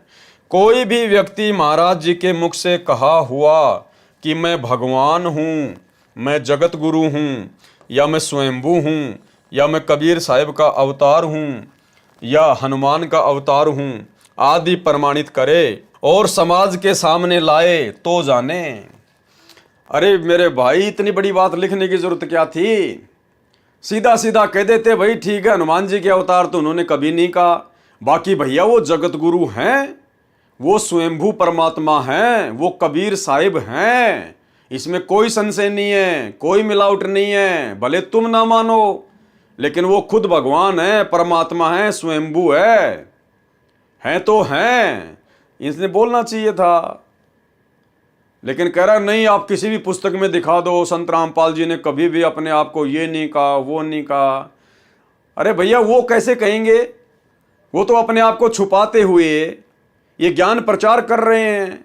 अगर सन 1994 में संत रामपाल जी कहने लग जाते कि मैं कबीर हूं, तो तुम भी नहीं मानते। जो आज तुम ये पुस्तक लिख रहे हो ना उनकी शरण में आके, तुम भी इस बात पे यकीन नहीं करते और उनके प्रवचन तक नहीं सुनते कि बड़ा घमंडी आदमी है, खुद को कबीर जी कहता है। तो भाई और बहनों, परमात्मा ने स्वयं कबीर होते हुए भी अपने आप को कबीर का दास बताकर आप और हम आत्माओं तक अपना ज्ञान पहुंचाने के लिए उन्होंने लीला की भूमिका की। तो भाई, इसमें डरने की क्या आवश्यकता थी? साफ साफ कह देता भैया हमारे गुरुजी भगवान है, परमात्मा है, इसमें क्या दिक्कत है? प्रमाणित करें और समाज के सामने लाएं तो जाने। महाराज जी अपने आप को जगत गुरु, मैं भगवान हूं आदि न बताकर अपने आप को कबीर साहब का कुत्ता बताने का तो अनेकों जगह प्रमाण है। अरे ये लिखने की क्या आवश्यकता थी भाई? लेकिन जैसे आरोप लगाए गए हैं ऐसा प्रमाण तो एक भी जगह नहीं मिलता। जगत गुरु का जो प्रकरण है वह महाराज जी स्वयं नहीं लिखते, अपितु उनके शिष्य अनुयायी अपने गुरुदेव के ज्ञान को देखते हुए जगत गुरु कहते हैं और कहते रहेंगे। वे इन्हें कौन भगत, वे इन्हें स्वयं कबीर साहिब आया हुआ मानते हैं और मानते रहेंगे। देखो भाई और बहनों, ये होता है केवल जुबान से कहना। 2006 करोथा कांड के बाद में आश्रम मैनेजमेंट लिख रहा है कि हम उनके भगत संत रामपाल जी को स्वयं कबीर साहिब आया हुआ मानते हैं और मानते रहेंगे। वे इन्हें स्वयं कबीर साहिब आया हुआ मानते हैं और मानते रहेंगे। लेकिन कहां माना तुम लोगों ने? अरे कहां माना? करनी तज कथनी कथ है, अज्ञानी दिन रात, कुत्ते जूं भौंकत फिरे, सुनी सुनाई बात है। अगर तुम भक्तों ने सतगुरु रामपाल जी को कबीर साहिब मान लिया होता तो तुम तो आज 2024 में भी मेरे भाई, अभी थोड़े दिन पहले जून के महीने में तुमने उस दाढ़ी मूंछ वाली कबीर जी की समझे जाने वाली नकली बनावटी कागज की फोटो का प्रकट दिवस मनाया है। तुम तो आज भी उस मुर्दा फोटो को कबीर साहिब मान रहे हो, ना कि जिंदा सतगुरु रामपाल जी भगवान को। तो लिखने को तो भाई कोई कुछ भी लिख दे। ये जितने भी नकली साधु संत महात्माओं के चेले हैं ये भी अपने गुरुजियों को भगवान ही मानते हैं, सतगुरुदेव भगवान, पता नहीं क्या क्या बोलते हैं, लेकिन वो कभी भी अपने गुरुजी को भगवान नहीं मानते और ना उनके गुरुजी भगवान हैं। लेकिन यहाँ तो सतगुरु रामपाल जी स्वयं कबीर साहिब हैं, इसमें कोई मीन मेख नहीं है। लेकिन यहाँ जिस प्रकार से इस भगत के द्वारा कहा जा रहा है, ये भगत आज भी अपने गुरुजी को कबीर साहिब नहीं मानता। खैर, वर्तमान में तो ये पागल है, मेंटल हो चुका है, रोहतक से इसका इलाज चल रहा है मेंटल हॉस्पिटल में। लेकिन और जितने भी सतलोक आश्रम मैनेजमेंट हरियाणा वाले हैं वर्तमान में, गुरुदेव का कलयुगी परिवार, आज भी उनको कबीर साहिब नहीं मानता। जैसा कि यहां उन्होंने लिखा है कि हम तो संत रामपाल जी को कबीर साहिब मानते हैं और मानते रहेंगे। ना तो तुम मानते थे, ना वर्तमान में मानते हो, और कोई उम्मीद नहीं है कि तुम आगे उनको कबीर साहिब मान लोगे। अगर मान लेते तो फिर वो कागज के टुकड़े कबीर जी की समझे जाने वाली दाढ़ी मूंछ वाली फोटो को अपने घर में नहीं रखते और ना तुम जून के महीने में उसका कबीर प्रकट दिवस मनाते। वे इन्हें स्वयं कबीर साहिब आया हुआ मानते हैं और मानते रहेंगे। अब देखना इनके अज्ञान का नमूना भाई और बहनों आगे। जो आध्यात्मिकता के मार्ग में न्याय संगत है, बिल्कुल ये बात तो सही है, आध्यात्मिक क्षेत्र में न्याय संगत है कि अपने गुरु को ही परमात्मा मानना होता है, तभी भक्ति सफल होती है। लेकिन तुमने कहां माना? जो आध्यात्मिकता के मार्ग में न्याय संगत है, क्योंकि कबीर साहिब कहते हैं कि कबीर गुरु गोविंद दो खड़े काके लागू पाए, बलिहारी गुरु आपने जिन गोविंद दिया मिलाए, मम संत मुझे जान मेरा ही स्वरूपम, कबीर गुरु गोविंद कर जानियो रहियो शब्द समाए, मिले तो दंडवत बंदगी नहीं पल पल ध्यान लगाए। अब देखो भाई और बहनों, कितनी बड़ी गलती, कितनी बड़ी बेवकूफी की है। परमात्मा की वाणियों का हवाला दे रहे हैं और अर्थ क्या कर रहे हैं? अर्थ का अनर्थ कर रहे हैं।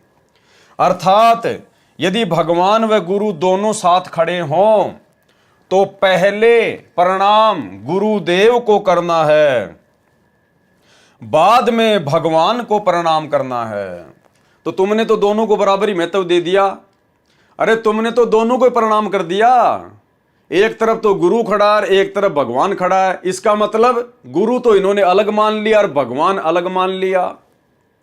और कह रहा पहले तो गुरु जी को प्रणाम करेंगे और उसके बाद में फिर भगवान को प्रणाम करेंगे। तो फिर गुरु जी का महत्व क्या रह गया मेरे भाई? अरे गुरु का महत्व क्या रह गया फिर? अरे कोई स्त्री है और वो कहे कि एक तरफ तो मेरा देवर खड़ा है और एक तरफ जो है मेरा वो पति खड़ा है, तो पहले तो मैं रात्रि में अपने पति के साथ में विश्राम करूंगी और उसके बाद में अपने देवर के साथ में विश्राम करूंगी। तो वो तो घटिया औरत है, वो पतिव्रता कहां से हो गई फिर? उसके तो दो दो पति हो गए। तो इसी प्रकार कह रहा है कि पहले तो, अर्थात यदि भगवान व गुरु दोनों खड़े हों तो पहले प्रणाम गुरुदेव को करना है, बाद में भगवान को प्रणाम करना है। ये बात स्वयं भगवान कहते हैं, न कि कोई गुरु अपने पास से। और फिर हवाला क्या दे रहा है कि ये बात खुद भगवान कह रहे हैं। अरे कब कहा भगवान ने कि गुरु के बाद में मेरे को प्रणाम करना है? एक छोटा सा सत्संग सुनाते हैं आपको सतगुरु रामपाल जी परमेश्वर जी का, आपको आइडिया हो जाएगा इन भक्तों को कितना तत्व ज्ञान है और कितना इन्होंने अच्छे से सत्संग सुने हैं। सतगुरु रामपाल जी भगवान ने बताया कि जब तुम त्रिकुटी पर जाओगे ये शरीर छोड़कर, उस समय तुम्हारी परीक्षा होगी। और मान लो त्रिकुटी पर ये दास भी खड़ा है और दूसरी तरफ वो कबीर भगवान आके खड़ा हो जाए, जिसको हम लोग नादानी में वर्तमान में कबीर भगवान मान रहे हैं, दाढ़ी मूंछ वाले को। तो गुरुदेव कह रहे कि एक तरफ तो ये दास खड़ा है और एक तरफ वो कबीर भगवान अपने ओरिजिनल रूप में आके खड़ा हो गया, दाढ़ी मूंछ वाले रूप में। अब आप भक्तों ने क्या करना है?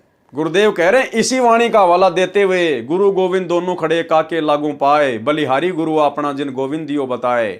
तो गुरुदेव कह रहे हैं कि आपने केवल अपने गुरु जी के ही चरणों में पड़ना है, केवल अपने गुरु जी के चरणों में।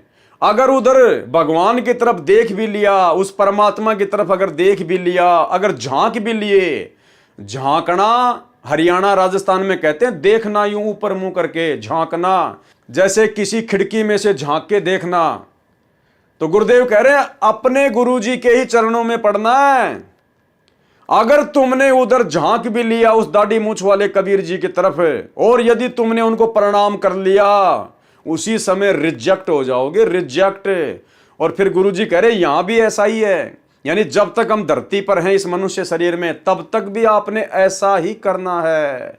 उस दाढ़ी मूंछ वाली कबीर जी की फोटो को दंडवत प्रणाम नहीं करना, उसको भगवान नहीं मानना। अगर कोई कबीर भगवान तुम मानते हो गुरु जी के अलावा है, और वो भी अगर धरती पे आ जाए, उसकी तरफ देखना भी नहीं है, झांकना भी नहीं है, उसको प्रणाम करना तो बहुत दूर की बात है। तो सुनिए पहले ये छोटा सा सत्संग। गुरु और गोविंद दोनों खड़े, वहां मान लीजिए परमात्मा दोनों रूप बना के खड़ा हो जा, एक दास का रूप और दूसरा अपना ओरिजिनल रूप। तो कहते हैं वहां भी परीक्षा होगी, किसके लागू पाए? सबसे पहले कहते बलिहारी गुरु अपना जिन गोविंद दियो मिलाए। अपने गुरु जी के ही चरणों में गिरना, वहां पर परमात्मा की तरफ अगर झांक भी लिया उधर साथ होगी तो वो रिजेक्ट करेंगे आपको। यहां भी ऐसा ही होगा। तो वहां गुरु जी के ही चरणों में समर्पित होना है, तो भगवान प्रसन्न। तो भाई और बहनों, सत्संग आपने सुन लिया। परमात्मा ने स्पष्ट आदेश दे दिया हम भक्तों को कि अपने गुरु जी के अलावा अगर ओरिजिनल भी अगर वो कबीर जी आ जाए, अगर कोई है तो तुम्हारी नादानी में, तो भी तुमने उसकी तरफ झांकना भी नहीं है, देखना भी नहीं है, दंडवत करना तो बहुत दूर की बात है। अरे इसीलिए तो हम सत्सेवकों ने सतगुरु प्रेरणा से ज्ञान को आधार बनाकर उस फोटो को ही अपने घर से निकाल दिया। सब ने अपने अपने लॉकेट से उस फोटो को ही निकाल दिया, दाढ़ी मूंछ वाली कबीर जी वाली फोटो को। अपने घरों में जितनी भी फोटोएं थी वो फाड़ फाड़ के फेंक दी, आग के हवाले कर दी। दरबार साहिब में जितनी भी फोटोएं थी अपने गुरु जी के अलावा सारी फोटोएं फाड़ के फेंक दी। हमने तो सोशल मीडिया पर फाड़ फाड़ के हजारों वीडियो बनाए भाई, हजारों वीडियो। हमारे ऊपर तो उसको लेकर मुकदमे भी हुए हैं। तो नाम बता रहा है कि ये बात स्वयं भगवान कह रहे हैं कि पहले तो अपने गुरु जी को प्रणाम करना, उसके बाद में फिर भगवान को प्रणाम करना। अब बताओ, इन्होंने तो ज्ञान का गोबर कर दिया।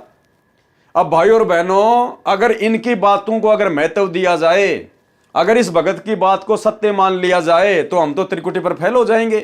क्योंकि गुरुजी तो मना कर रहे हैं कि अपने गुरुजी के अलावा उस कबीर भगवान को भी प्रणाम नहीं करना, और ये भगत कह रहा है कि आपने अपने गुरुजी के बाद में फिर उस कबीर जी को भी प्रणाम करना है।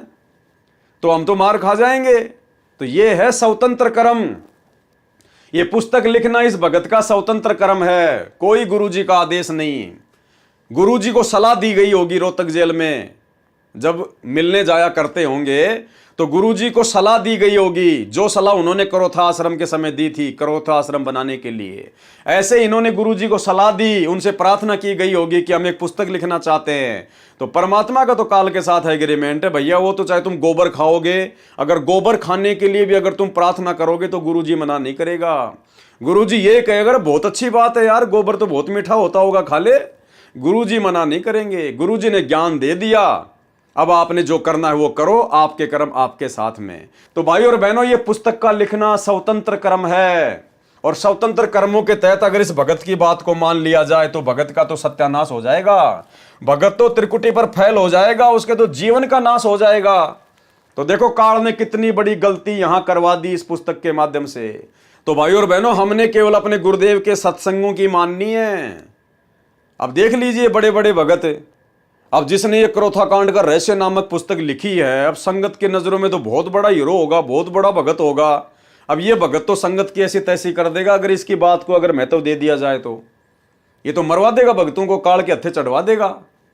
तो भाई और बहनों, हमने शिक्षा लेनी है, शिक्षा। ये वीडियो सात संगति के माध्यम से सतगुरु रामपाल जी भगवान अपनी विशेष रजा बख्श के बनवा रहे हैं। ये बड़ी बड़ी बातें, बड़ी बड़ी भक्तों की गलतियां आप लोगों के सामने निकल के आ रही हैं। किस लिए? ताकि हम सावधान हो जाएं, अब आगे हम वो गलतियां करने से बचें जो गलती हमसे पहले हमारे गुरु भाई बहन कर चुके हैं, जिसकी सजा वो खुद भी भोग चुके हैं और परमात्मा को भी उन्होंने दुखी किया। तो हमने शिक्षा लेनी है, शिक्षा, गलतियां करने से बचना है। पेज नंबर 57, करोथा कांड का रहस्य। बंदी छोड़ भक्ति मुक्ति ट्रस्ट व इससे जुड़े लाखों श्रद्धालु सच्चाई को दबाने के लिए ईर्ष्यावश रचे गए इस गंभीर षड्यंत्र की घोर निंदा करते हैं तथा दोषी व्यक्तियों के खिलाफ सभी प्रकार की कानूनी कार्रवाई करवाने तथा करोथा कांड की सीबीआई जांच से जांच करवाने का संकल्प करते हैं।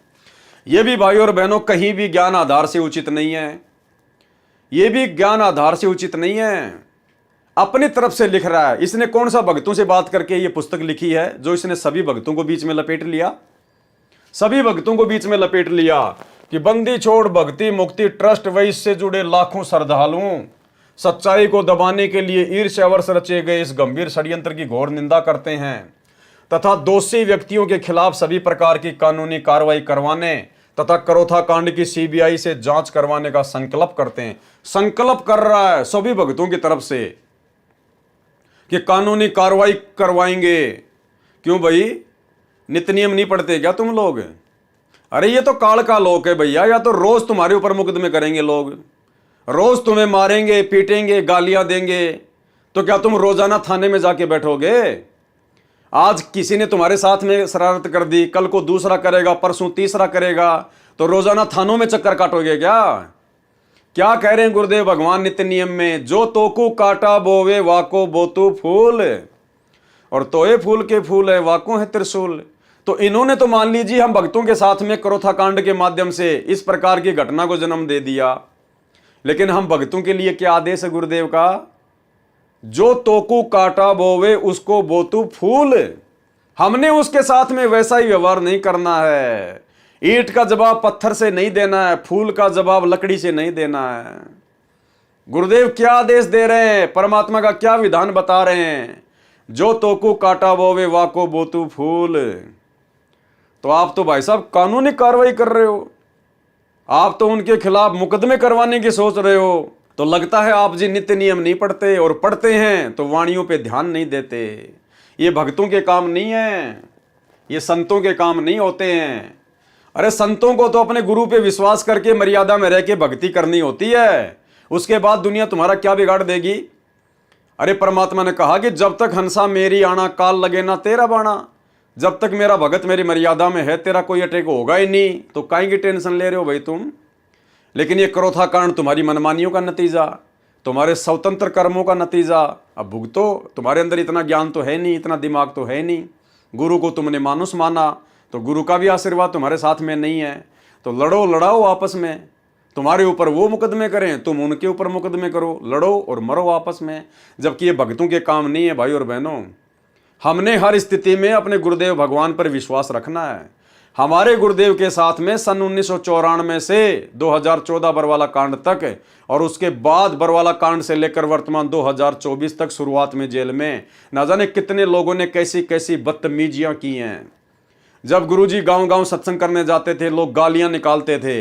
वो चिड़ी गांव की घटना जो आपको पहले बताई गई है, गुरुजी की गाड़ी को रास्ते में रोककर 3-4 गुंडों के द्वारा गुरुजी के साथ में मारपीट की गई।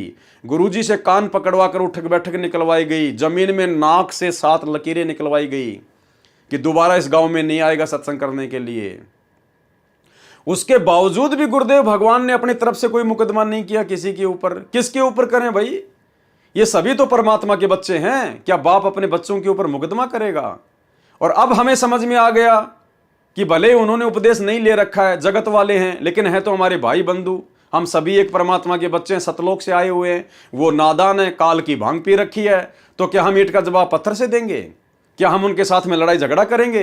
फिर हमारे में और उनमें क्या अंतर हो गया? अरे फिर वो जगत वाले में और हम भक्तों में क्या अंतर हुआ फिर?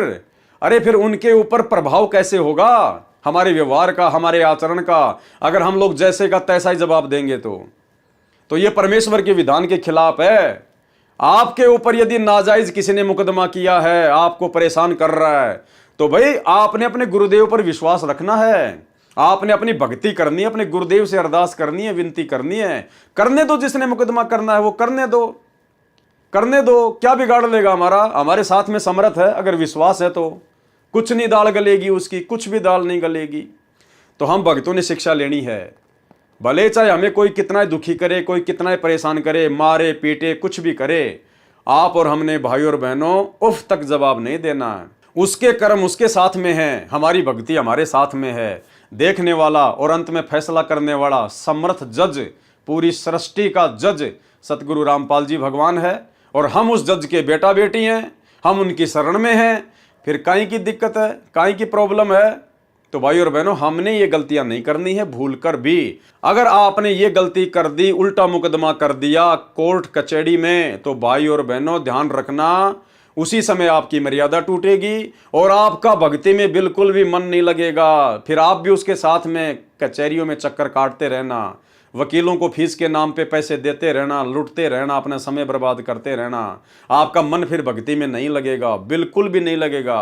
क्योंकि पहली बात तो आपने ईंट का जवाब पत्थर से देकर, जिसने कांटा बोया उसको वापस कांटा बोकर आपने गुरुजी की वाणी तोड़ दी, मर्यादा तोड़ दी, तो गुरुजी का आशीर्वाद हट गया, नाम से हमारा कनेक्शन टूट गया। और फिर क्या है बाद में? फिर तो काल प्रेरणा है, फिर तो परेशानियां फिर भुगतते रहो। अंत में दुखी होकर भक्ति छोड़ दो कि गुरुजी कोई लाभ ही नहीं दे रहे। तो ये गलती भाई और बहनों, हम सत्सेवक भाई बहनों ने अपने जीवन में बिल्कुल भी नहीं करनी है।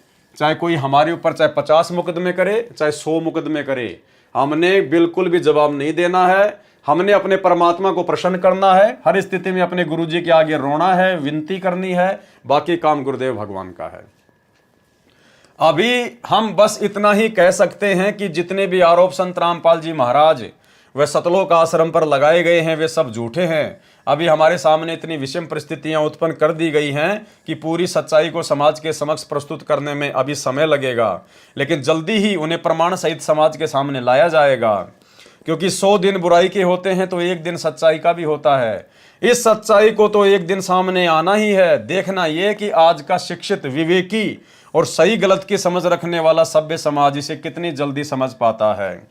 अरे कहाँ समझेगा भाई, जब तुम्हारे खुद के भगत भाई बहन बरवाला कांड की सच्चाई को नहीं समझ पा रहे, सात संगतियों के माध्यम से इतने अच्छे से वीडियो बना बना के गुरुजी के सत्संगों से प्रमाणित कर करके बताए जा रहे हैं, जब तुम्हारे खुद के भगत भाई बहन तुम्हारी सच्चाई नहीं समझ रहे, तो बताओ आम समाज कहाँ से समझ जाएगा बेचारा।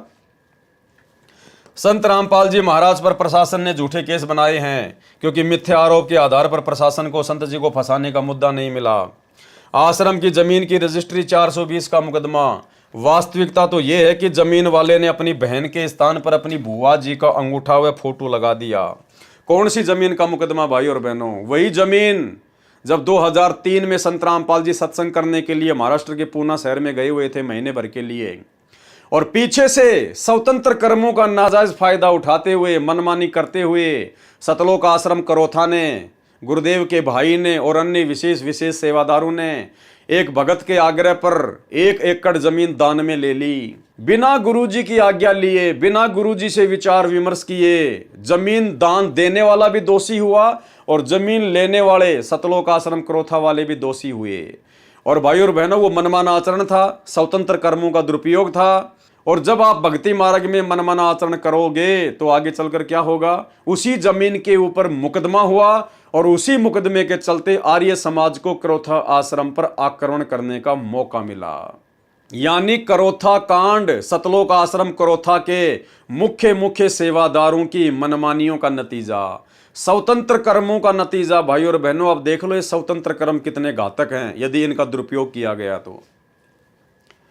आश्रम की जमीन की रजिस्ट्री का 420 का मुकदमा। वास्तविकता तो ये कि जमीन वाले ने अपनी बहन के स्थान पर अपनी बुआ जी का अंगूठा व फोटो लगा दिया। अगर तुम जमीन लेते ही नहीं तो भाई कैसे वो अपनी बहन की जगह अपनी बुआ का अंगूठा लगाता? अरे ना होता बांस और ना बनती बांसुरी, ना कोई धुन निकलती। अगर जमीन लेनी थी, दान में लेनी थी, तो इतनी जल्दबाजी क्यों की तुम लोगों ने? गुरुदेव भगवान को महाराष्ट्र से आने देते, उसके बाद गुरुदेव से आज्ञा लेते तो सारे काम सफल होते। लेकिन यह है मनमानियों का नतीजा। फिर गलतियां होंगी। तथा उनके नंबरदार ने शनाख्त कर दी तो जमीन प्राप्त करने वालों को क्या पता कि ये कौन है। संत रामपाल जी के न तो कहीं हस्ताक्षर हैं, अर्थात उस जमीन के ऊपर संत रामपाल जी भगवान के कहीं कोई हस्ताक्षर नहीं, क्योंकि ना तो उनकी आज्ञा से ली गई और ना ही उनके मुताबिक कोई काम हुआ, तथा न कहीं नाम है। फिर भी संत रामपाल जी पर 420 का मुकदमा बना दिया। अरे तुम्हारे स्वतंत्र कर्मों के कारण, तुम सतलोक आश्रम क्रोथा वाले भक्तों की गलतियों के कारण संत रामपाल जी के ऊपर मुकदमा लगा। नालायकों, जब तुमने वो जमीन ली बिना गुरु की आज्ञा के, बिना गुरु की सहमति के, तो क्या तुम्हें पता नहीं था कि वो जमीन नाम होगी किसके? वो सतलोक आश्रम क्रोथा के नाम होगी, वो ट्रस्ट के नाम होगी। अब सतलोक आश्रम क्रोथा का संचालक कौन है? सतगुरु रामपाल जी भगवान है। तो कल को बात बिगड़ेगी तो सतगुरु रामपाल जी भगवान पे तो बात आएगी नालायकों। जैसे तुम लोगों ने बरवाला कांड करवा दिया अपनी मनमानियों के चलते। तुम्हारी मनमानियों के चलते पुलिस के भक्तों की भिड़ंत हुई, 6 भगत मर गए।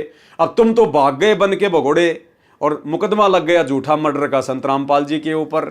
तो इस प्रकार ये भक्तों की मनमानियों का नतीजा था, जो आगे चलकर 420 का मुकदमा उसी जमीन को लेकर, जो जमीन संत रामपाल जी की आज्ञा के विरुद्ध इन भक्तों ने मनमानियां करते हुए ली थी, गुरु को मानुष मानकर, उस जमीन का मुकदमा भी संत रामपाल जी पर बना दिया गया।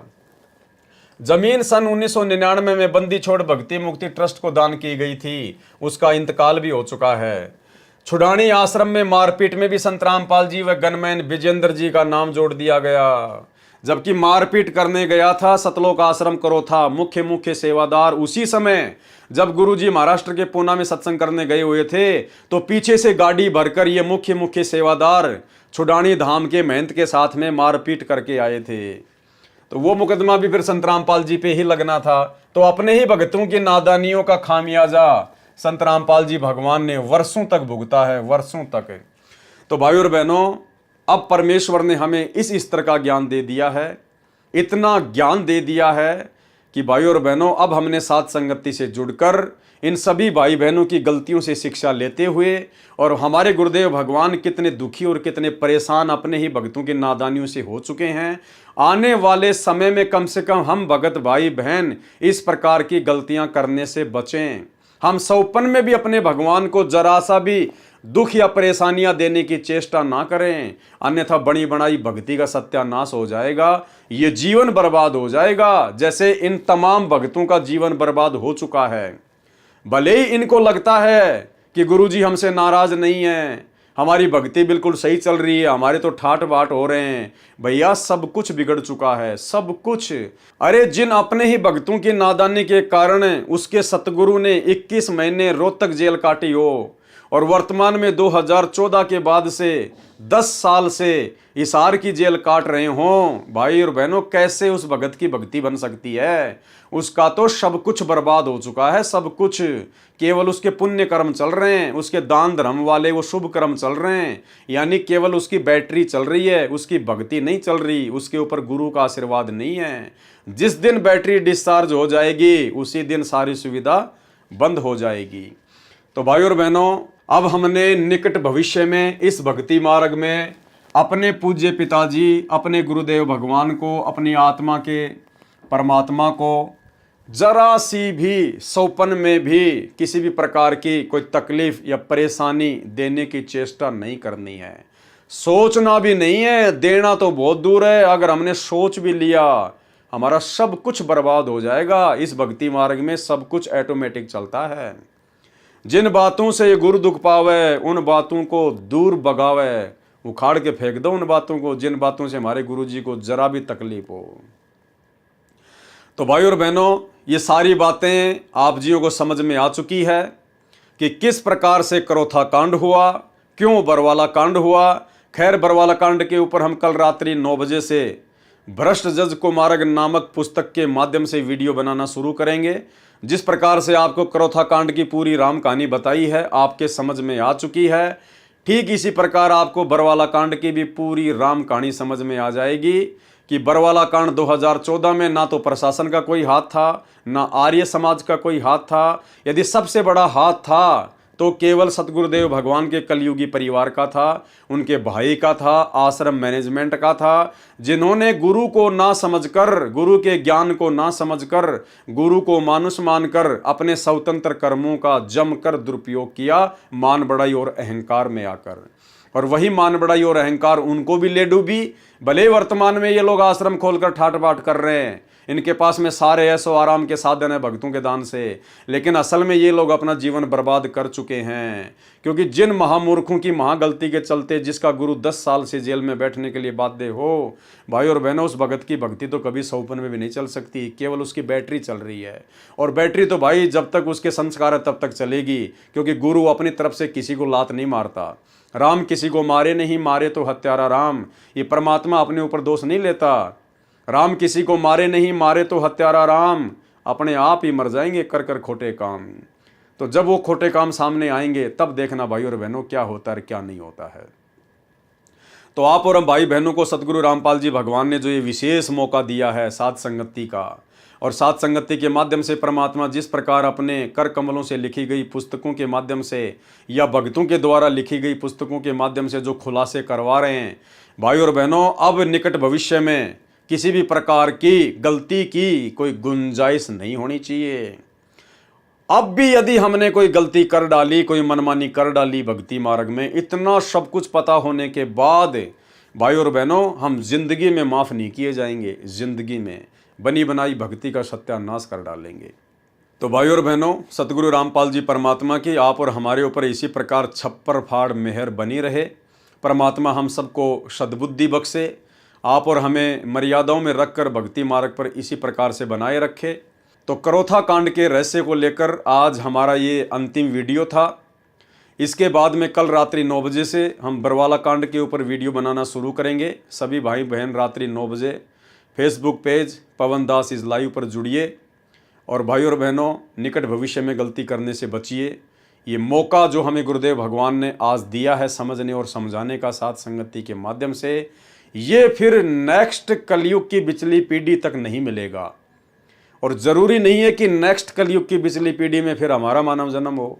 यदि हम पार नहीं हो पाए तो वर्तमान में हमारी इतनी भक्ति बन गई है कि असंख्य युगों तक तो हम ब्रह्मलोक से महासुरग से ही नीचे नहीं आएंगे। तो बहुत लंबा चौड़ा काम हो जाएगा भाई और बहनों, फिर बात समझ में नहीं आएगी। इसलिए सभी भाई बहन गर्दन नीची करके आधीनी भाव से गुरुदेव से अपनी आंखों में आंसू निकालते हुए प्रार्थना करके रोते हुए कि परमात्मा बख्श देना, हे परमात्मा, हमसे वो गलती ना हो जाए जो गलती आपको मानुष मान के आज से पहले आपके परिवार ने की, उन बड़े बड़े सेवादारों ने की। तो भाई और बहनों, नीची गर्दन करके भक्ति पे लगे रहें। इसी में हमारा भला है, इसी में हमारा फ़ायदा है, बाकी हर जगह काली काल है।